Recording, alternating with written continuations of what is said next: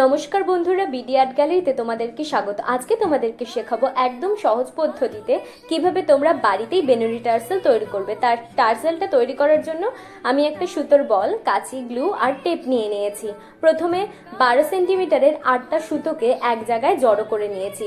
একইভাবে আমি আরও মোট 6টা সুতো নিয়েছি। এর মধ্যে থেকে প্রথমে 3টে সুতোকে এক জায়গায় করে প্রথমের কিছুটা অংশ ছেড়ে দিয়ে তারপর অন্য সুতো দিয়ে ভালো করে কিন্তু বেঁধে নিয়েছি। বাঁধার সময় মনে রাখবে বাঁধাটা যেন কোনোভাবেই পরবর্তীকালে খুলে না যায়। তারপর সেটাকে বেনুনি করে নিয়েছি। বেনুনি করার সময় একটা জিনিস মাথায় রাখবে, বেনুনিটা যেন একদম সমান হয় এবং সোজা হয়, তাহলেই কিন্তু টার্সেলটা দেখতে সুন্দর লাগবে, না হলে কিন্তু ভালো লাগবে না। দেখো, বেনুনি করা হয়ে গেলে শেষের একটু অংশ আগের মতো করেই সুতো দিয়ে বেঁধে নিয়েছি। কিছুটা অংশ কিন্তু আমি ছেড়ে দিয়েছি।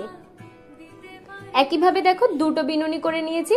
তারপর দুটো বিনুনিকে এক জায়গায় করে প্রথমের কিছুটা অংশ আবার দড়ি দিয়ে কিন্তু বেঁধে নিয়েছি।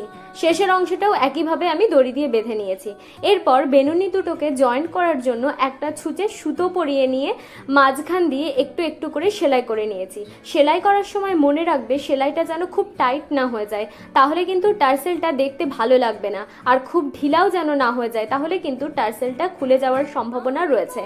দেখো, আমার টার্সেলটা হয়ে গেছে, দেখতে কতটা সুন্দর লাগছে। এবার টার্সেলের শেষের পোরশনটা ক্রিয়েট করার জন্য আমি দুটো দড়ি আগে থেকে রেডি করে রেখে দিয়েছিলাম। তারপর যেই অংশটা আমি বেনুনি করিনি সেই অংশের ভেতর দিকে একটুখানি আঠা দিয়ে ওই দড়িগুলোকে ঢুকিয়ে দিয়েছি।